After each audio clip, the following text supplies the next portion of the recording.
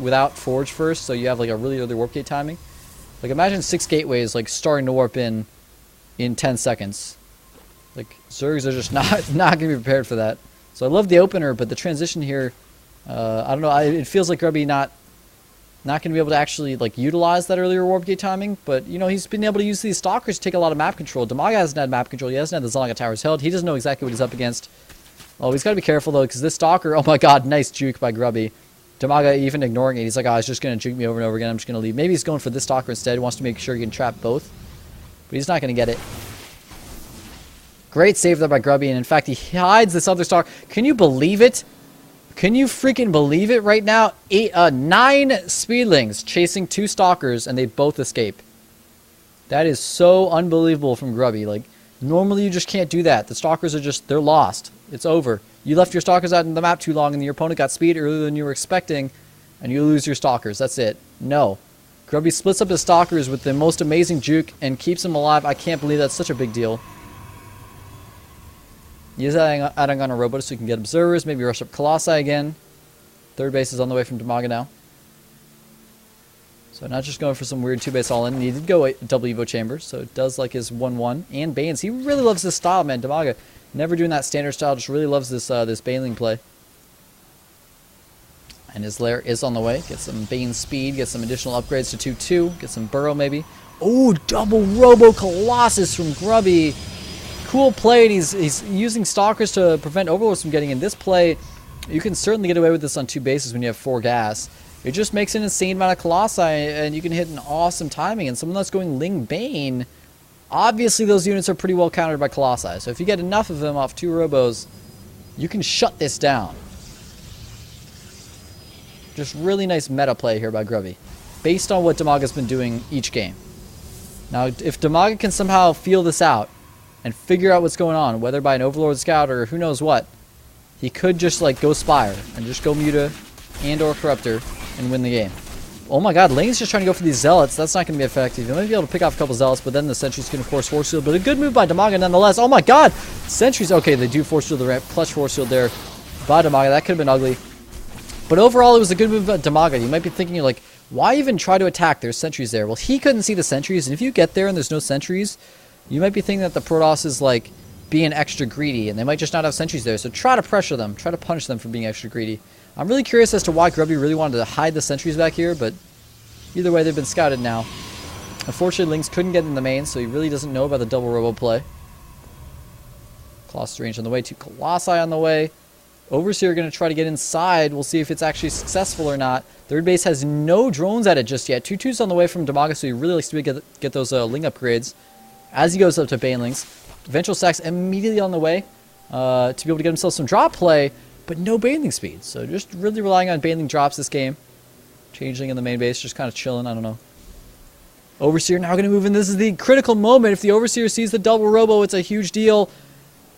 He sees the Overseer moving. It does see one robo. It sees the robotics bay. It hasn't seen the second robo yet. And the Stalkers, they're going to knock it away. He's a little bit distracted by the Zealot attack at the third. A great move by Grubby going for the attack while the Overseer's in his base. And oh my God. Oh my God, I can't believe it. Demaga doesn't see the second robo. What a huge deal. His Overseer was so close that he could see the Chrono, but couldn't see the robo. And he didn't see the Colossus count, and the Stalkers kept it from getting in. I can't believe it. If Demaga had been paying attention, he certainly would have moved it over to check.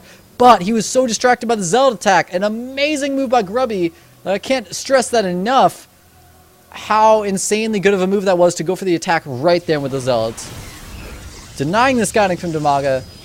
And now Demaga doesn't know what's up. He is out against Spire, though, so he knows he's up against Colossi. Definitely going to at least go for Spire Tech against that. But will he go for enough of it? And will it be in time? 4 Colossi moving on across the map. You don't usually expect this timing attack of 4 Colossi. It's going to be 6 soon. No, it's going to be 5. Warp Prism on the way to help warp in on, farther away at his opponent's base. Maybe he'll start ferrying into the main or something past Spine Crawlers. I don't even know. Ling's checking to see if there's a third Nexus over here. Looks like he doesn't want to throw down a Nexus maybe behind this. Stalker getting lifted up to be safe since he doesn't have Blink. Great move with the Warp Prism. Baneling speed in 2-2, dangerously close to completion. Spire can complete, but will it be in time? This push has been delayed by this aggression. Grubby kept pulling back and then going back, so it's like, if he attacked immediately, there'd be no chance for any Spire units to come out. Now he might be able to get out some corruptors in time. He will most certainly lose this third base, though. That is just, there's no chance of him holding that. No corruptors, just lings. Man, if I saw 4 Colossi moving forward, I don't know if I'd build 34 more lings, man. I'd probably make some corruptors, but I don't know. DIMAGA is certainly a much better player than I am. Let's see how his judgment call is going to work out. Baneling's dropping on, but not able to get the best engagements because the split is just too darn good for Grubby. Oh my god, those units are so well spread out. Now he's out of Banelings. Lings streaming in, and guess what? No, in fact, lings are not effective against quad Colossi. What do you know? Grubby giving us lessons on unit counters 101 here.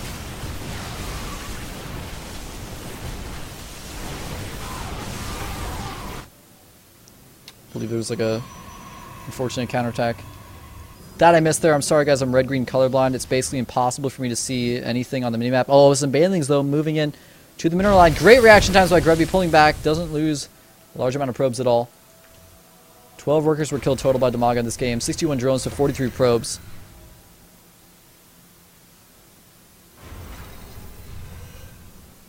And right now, this push is not over for Grubby, but he hasn't made any more Colossi. He totally stopped Colossus production. So he's got like that one more at home that I guess is moving across to reinforce. So he's going to be at 3 Colossi. Banelings are loaded up into the overlords. He's going to need to spread out really well. Keep in mind he doesn't have blink. That makes it a lot harder to spread. He might just warp into the main. A nice positioning. He can actually warp into the upper ground or the low ground depending on what he wants. But now there's corruptors out. He can just pick off that warp prism, no problem. Oh, and he does get the warp prism with that last shot. Now he can engage into Colossi as well during the actual engagement, but he's taking some damage to Stalkers right now. There he goes, he's going for it. Corruptor's going in, no corruption ability being cast, so not as much damage as he could be doing. Colossi being targeted down. One Colossus does fall immediately, but Baneling's really not doing any damage here. Corruptors are dying as well. Grubby looks like he's done it. He might just be able to take the finals here. 130 food to 90.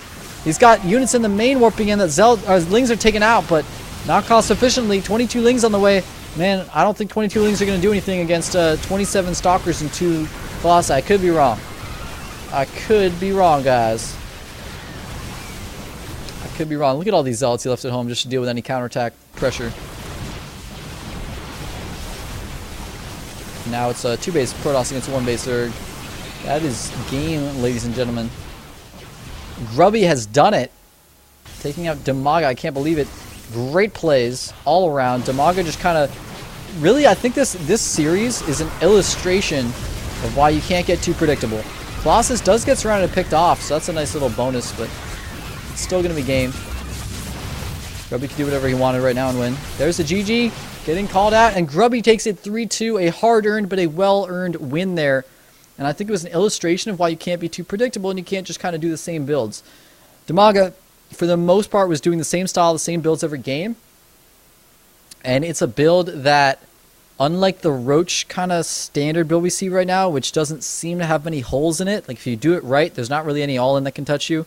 This build does have some holes in it. There's some things you can do to hard counter it. Things like this double Robo Colossus play was excellent choice by Grubby. And he's just showing that, all right, wow, you're really going to do the same build 5 games in a row? Maybe not the same exact build, but the same style 5 games in a row? Okay, I'm just going to hard counter that. Just go straight to double Robo Colossus. Even though I don't have an observer in your base, I don't know what you're going for, I don't have scouting information, you can kind of assume it because DIMAGA is a little bit too predictable in that sense. He didn't kind of like mix in quicker Muta one game or something like that.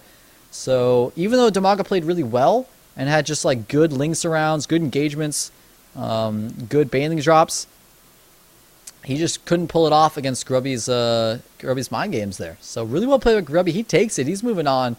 So currently the people so far in the Stars World that have moved on from these are Sen and Maxed from the Chinese qualifier and Grubby from the Western qualifier. We're going to move on to our final match of the evening, guys. It's sure to be a good one. Don't go anywhere. We'll be back with MMA against MKP after this quick commercial break.